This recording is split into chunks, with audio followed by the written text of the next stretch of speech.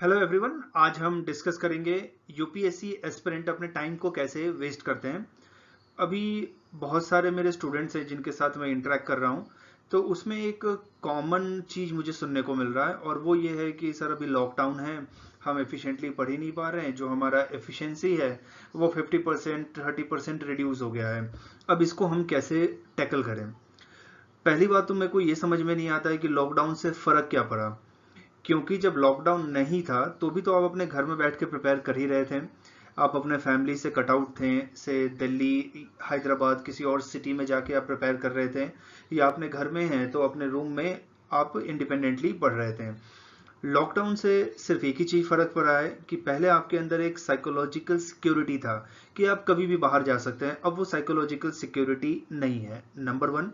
Number two, अपने friends के साथ आप मिल नहीं सकते। नंबर थर्ड, आप रेगुलर कोचिंग नहीं जा सकते हैं। बट कोचिंग के अंदर एक जो ऑफलाइन सेंटर्स है उसके अंदर एक कैच ये है, मार्च मिड में लॉकडाउन हुआ, मार्च 24 को, तब तक most of the coaching class के अंदर सिलेबस खत्म हो गया होगा, या बाकी भी होगा तो मे बी 10-20% सिलेबस बाकी होगा। तो आपका ऐसा नहीं है कि सिलेबस बाकी है, वहां से तो आपने पढ़ ही लिया है, अब तो आपको सेल्फ स्टडी करना है। तो मेरा कहना यह है कि लॉकडाउन में हम टाइम क्यों वेस्ट करते हैं। पहले भी हम टाइम अपना वेस्ट करते थे जब प्रिपेयर करते थे, और अभी लॉकडाउन आया है तो टाइम ज़्यादा वेस्ट करते हैं, एंजाइटी में टाइम वेस्ट करते हैं कि पता नहीं फ्यूचर में क्या होने वाला है, कब लॉकडाउन खुलेगा, कब सब कुछ नॉर्मल हो जाएगा, कब कोरोना वायरस का वैक्सीन आएगा, रोज कितने डेथ हो रहे हैं उसका स्कोर बोर्ड रेगुलरली हम चेक करते रहते हैं। स्पेकुलेशन में अपना टाइम वेस्ट करते हैं कि मे बी फ्यूचर में क्या होगा, क्या प्रीलिम्स आगे जाएगा नहीं जाएगा, प्रीलिम्स कब होने वाला है, ये सब स्पेकुलेशन में टाइम वेस्ट करते हैं। गवर्नमेंट को, एडमिनिस्ट्रेशन को, मेडिकल फेटर्निटी को बिना मतलब का जज करते रहते हैं। डिफरेंट डिफरेंट कॉन्स्पिरेसी थियरी हैं उसके बारे में हम पढ़ते रहते हैं, जैसे चाइना ने ये किया, यूएस ने ये किया, चाइना ने अपने लैब में कोरोना वायरस को बनाया था, यूएस अब ये करने वाला है। अब ये सब में हम क्यों टाइम वेस्ट कर रहे हैं, जो होना है वो तो होने वाला ही है, हम अपना टाइम वेस्ट क्यों कर रहे हैं। दूसरा, अभी लॉकडाउन हुआ है जिसके वजह से जो कंसर्न मिनिस्ट्री है यूपीएससी का, उन्होंने ऐसा कहा है कि यूपीएससी का एग्जाम एक्सटेंड होगा, तो प्रीलिम्स एक्सटेंड होगा तो मोस्ट लाइकली है मेंस भी एक्सटेंड होगा। तो आप क्यों नहीं ये एक्सटेंडेड टाइम को ऐसे अपॉर्चुनिटी की तरह यूटिलाइज करते हैं।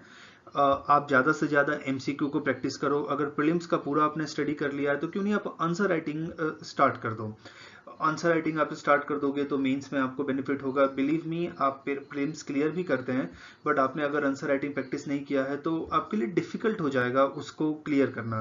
तो अभी आप आंसर राइटिंग प्रैक्टिस स्टार्ट कर दो, ऑप्शनल को अच्छे से प्रिपेयर करो, और इस लॉकडाउन के क्राइसिस को ऐसे अपॉर्चुनिटी की तरह यूज करो, सो डैट आप एग्जाम में अच्छे तरीके से शाइन कर पाएंगे।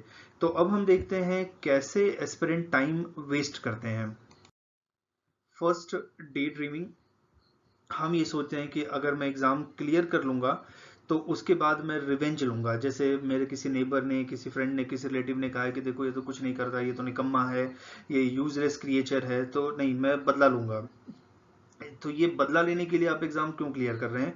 आप एग्जाम इसलिए क्लियर कर रहे हैं कि you want to do something from society, you want to do something for our country. Second, हमेशा हम सोचते रहते हैं से मैं ऑफिसर बनूंगा तो एक बड़ी सी गाड़ी होगी, बड़ा सा ऑफिस होगा, बड़ा सा बंगलो होगा, रोज 40-50 लोग मुझे सैल्यूट करेंगे। हम हमेशा एग्जाम क्लियर करने के बाद जो ऑफिसर बनेंगे उसके बारे में सोचते रहते हैं, लेकिन हम ये नहीं सोचते हैं कि जीएस को हम कैसे और अच्छे से पढ़ेंगे, ऑप्शनल को कैसे करेंगे, प्रीलिम्स टेस्ट सीरीज को कैसे हम करेंगे अच्छे से, आंसर राइटिंग कैसे करेंगे, नहीं, उसके बारे में नहीं सोचना है, हमेशा ऑफिसर के बारे में सोचना है। फिर कभी कभी हम ये सोचते रहते हैं कि मैं ऑफिसर बन जाऊंगा, मैं एजुकेशन में ये चेंज करूंगा, क्राइम में ये चेंज करूंगा, जुडिशरी में ये चेंज करूंगा। जैसे इंडिया का सारा रिफॉर्म जो है वो हमारे लिए ही वेट कर रहा है। एक बार हम ऑफिसर बन जाएंगे, एक्स्ट्रा वैगेंट इंडिया में रिफॉर्म लेके आएंगे, सब कुछ अच्छा होगा। तो ये एक डे ड्रीमिंग में टाइम वेस्ट करते हैं। ड्रीम और डे ड्रीम में क्या डिफरेंस है। जब आप ड्रीम करते हैं, your thought is followed by action, but जब आप डे ड्रीमिंग करते हैं तो उसके अंदर एक्शन मिसिंग होता है, सिर्फ थॉट होता है। बहुत सारी चीज़ों को हम पढ़ते रहते हैं, कोई भी न्यूज़पेपर उठा लेंगे, कोई भी बुक उठा लेंगे और सबको हम पढ़ने लगेंगे। हर एक टॉपिक के पे पीएचडी हम करने लगते हैं, और ड्यूरिंग प्रिपरेशन प्रोसेस हम एक बुक कलेक्टर बन जाते हैं। हमें डिस्ट्रिक्ट कलेक्टर बनना था बट एक बुक कलेक्टर बन जाते हैं। कभी कभी तो हम अपने लैपटॉप के अंदर इतने सारे पीडीएफ को भर देते हैं, इतने सारे वीडियो लेक्चर को भर देते हैं, हमारा हार्ड डिस्क फिल हो जाता है। तो हमारा दिमाग नॉलेज से फिल होना चाहिए, not our hard disk, not our room with books and material. Then हर जगह पे हम अपना नॉलेज जो है डिस्ट्रीब्यूट करने लगते हैं, कुछ भी देखते हैं, कुछ पे भी डिबेट करते रहते हैं और हर जगह पे हम डिस्कस करने लगते हैं। लाइक केजरीवाल ने क्या बोला, राहुल गांधी ने क्या बोला, हर चीज के बारे में ओपिनियन फ्रेम करते हैं। हमारा ओपिनियन किसी एसेंशियल टॉपिक पे होना चाहिए। लाइक जम्मू एंड कश्मीर के अंदर जो इशू है उस पर हमारा व्यू क्या है, हमारा व्यू प्रैग्मेटिक होना चाहिए, हमारा व्यू वर्केबल होना चाहिए, हमारा व्यू बैलेंस होना चाहिए। बट नहीं, हम हर जगह नॉलेज बांटने लगते हैं। किसी को देखते हैं कि ओके इसको करंट अकाउंट डेफिसिट नहीं आता, अरे यार कितना फूलिश है, करंट अकाउंट डेफिसिट नहीं आता। हम कौन होते हैं जज करने वाले?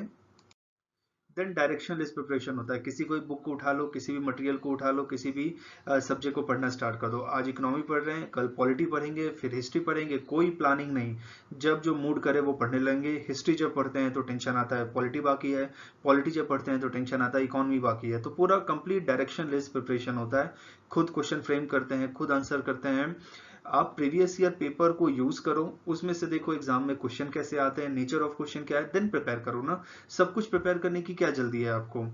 और एक ही दिन में पूरा सब्जेक्ट आपको थोड़ी पढ़ लेना है, ये पूरा 1 ईयर का टाइम है, तो उसको बेस्ट वे में यूटिलाइज करो। देन कभी कभी हम इन सब चीजों में पड़ जाते हैं, दोस्ती, जीवन साथी, रिलेशनशिप। अब ये सब के लिए आपको बहुत टाइम मिलेगा, फ्यूचर में आप कर पाओगे। अभी क्या जरूरत है करने का? बहुत बार दिल टूट जाता है, बहुत बार दिल जुड़ जाता है इस पूरे प्रोसेस में, तो ये भी नहीं होना चाहिए। अगर करना भी है तो बाद में करो। दूसरा, चिलिंग आउट। जैसे हम बार बार आराम करते हैं, कभी कभी तो ऐसा होता है कि आराम हमने किया, उसके बाद पढ़ते हैं, फिर आराम करते हैं। दो आराम के बीच में एक पढ़ाई होता है। आप वीक में 6 दिन अच्छे से पढ़ो, 7th डे आप अच्छे से चिल आउट करो। बट ऐसा नहीं कि वीक के 6 दिन हम चिल आउट ही करते रहें, तो वो फिर ठीक नहीं होगा और वो ओवर हो जाएगा। देन शो ऑफ करते रहते हैं, जानबूझ के बाल नहीं कटाना, जानबूझ के पुराने फटे कपड़े पहन के घूमना, और लोगों को दिखाते हैं कि नहीं नहीं यार एग्जाम तो बहुत टफ है, हमें पढ़ना पड़ेगा। हमारे कॉलेज के मेट मिलते हैं, नेबर्स मिलते हैं, रिलेटिव मिलते हैं, सबको अनाउंस कर दिया है, सब लोग हमें आईएएस आईपीएस की तरह एड्रेस करते रहते हैं, और हम जानबूझ के ऐसे शो ऑफ करते हैं कि नहीं नहीं देखो हम बहुत ज़्यादा प्रिपेयर कर रहे हैं। एक्चुअली हम घर में क्या करते हैं, कोई ना कोई सीरीज देख रहे हैं, बिना मतलब का फेसबुक ट्विटर पे अपना ओपिनियन दे रहे हैं। प्रिपेयर हम नहीं कर रहे हैं, बट जस्ट शो ऑफ कर रहे हैं। देन सोशली हाइपर एक्टिव है, जितने भी फोरम्स हैं, व्हाट्सएप, फेसबुक, टेलीग्राम ग्रुप है, सब पे अपना ओपिनियन फॉरवर्ड करते हैं। जैसे कुछ मैं अपने स्टूडेंट्स को देखता हूँ, पूरे दिन वो ट्विटर पे, फेसबुक पे उनका अपडेट ही आते रहता है, हर चीज पे उनका अपना ओपिनियन है। यूपी में क्या हो रहा है, महाराष्ट्र में क्या हो रहा है, अरे भाई ये सारा ओपिनियन आप बचा के रखो कि जब आप पेपर में लिखोगे उसमें आप इसको यूज करना। क्यों बिना मतलब का आप अपना टाइम और एनर्जी वेस्ट कर रहे हो? जैसे कभी कभी मैं टीवी पे डिबेट देखता हूँ और डिबेट वो हाई डेसिबल नॉइसी डिबेट होता है, तो उसके बाद मेरे दिमाग में भी एक रेज वाला फीलिंग आता है, और थोड़ी देर के लिए तो मैं अपने वर्क पे भी कंसंट्रेट नहीं कर पाता हूँ, तो मैंने फिर वो डिबेट देखना ही छोड़ दिया। मैं ऐसे चैनल देखता हूँ जहां से मुझे कुछ नॉलेज मिले। तो आप जितना इन सब चीजों में घुसेंगे उतना ही आपका टाइम वेस्ट होगा, आपके अंदर एक नेगेटिव फीलिंग आएगा, एक फ्रस्ट्रेशन का फीलिंग आएगा, और जो ठीक नहीं है एक एस्पिरेंट के लिए। एक एस्पिरेंट को बैलेंस रहना चाहिए ताकि वो ज्यादा से ज्यादा नॉलेज को ग्रैब कर पाएगा, मेंटली पीसफुल रहना चाहिए ताकि वो अपने नॉलेज को पेपर में प्रेजेंट कर पाएगा, be it prelims in MCQ form, be it mains in answer writing form, and be it interview in oral form. Then procrastinate करते हैं।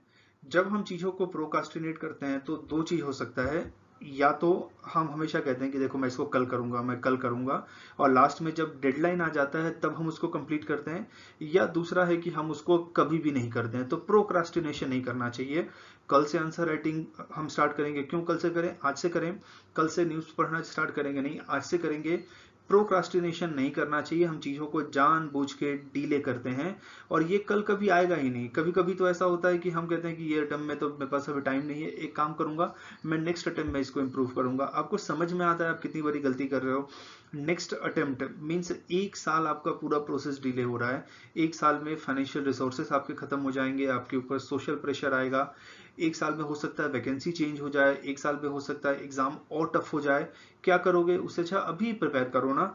आप 100% दे के प्रिपेयर कर रहे हैं, एग्जाम लिख रहे हैं, इनकेस आपका नहीं भी होता है, आपके पास वो लेसन तो रहेगा आपको, जिससे आपको पता चलेगा आपके मिस्टेक्स क्या हैं और कहाँ पे आपको इम्प्रूव करना है। तो प्रोक्रास्टिनेट कभी मत करना, बहुत डेडली होता है और ये चीज़ों को बहुत खराब कर देता है।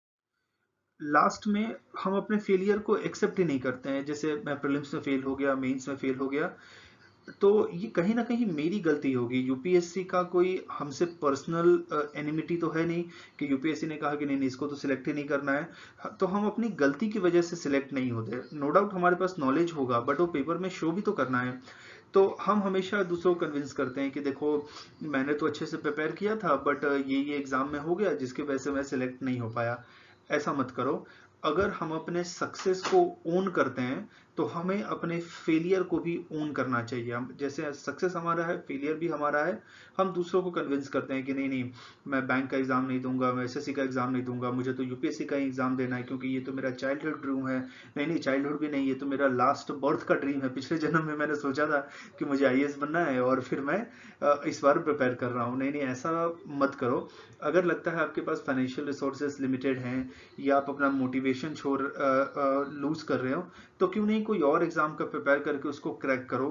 क्रैक करने के बाद फिर से यूपीएससी का प्रिपेयर करने लगो, या फिर अगर आपको नहीं भी ज्वाइन करना है तो भी आप एग्जाम को क्रैक करो ना। ऐसा नहीं है कि आपने बैंक का एग्जाम क्रैक कर लिया तो उसके बाद आपको खींच के ले जाएंगे कि नहीं नहीं तुमने तो एग्जाम क्लियर किया है, तुमको तो ज्वाइन करना ही पड़ेगा। उसके बाद आपका चॉइस है, आपको जाना है तो जाओ, नहीं ठीक लगे तो मत जाओ। तो ये 10 वे है जिसमें हम अपने टाइम को वेस्ट करते हैं। हमें टाइम को वेस्ट नहीं करना चाहिए। टाइम एक ऐसा कमोडिटी है जो रिसाइकलेबल नहीं है, वापस नहीं आता। और दुनिया में जितने भी बड़े लोग हुए हैं वो टाइम को रिस्पेक्ट करके ही हुए हैं। तो अगर आप इसमें से किसी वे में भी अपना टाइम वेस्ट करते हैं तो टाइमली आप उसको करेक्ट करिए। अदरवाइज फ्यूचर में आप भी प्रॉब्लम में फंसेंगे और आपके साथ जो लोग हैं, आपकी फैमिली है, आपके फ्रेंड्स हैं या आपका पार्टनर है, वो भी प्रॉब्लम में फंसेगा। तो इस लेक्चर को हम यहाँ पे कंक्लूड करते हैं। अगर आपको इस लेक्चर रिलेटेड कुछ डाउट है या फिर किसी और वे में भी प्रिपरेशन में आप प्रॉब्लम फेस कर रहे हैं तो आप हमें बता सकते हैं कमेंट बॉक्स में लिख के, हम ट्राई करेंगे उसको एड्रेस करने का। Thank you and good day.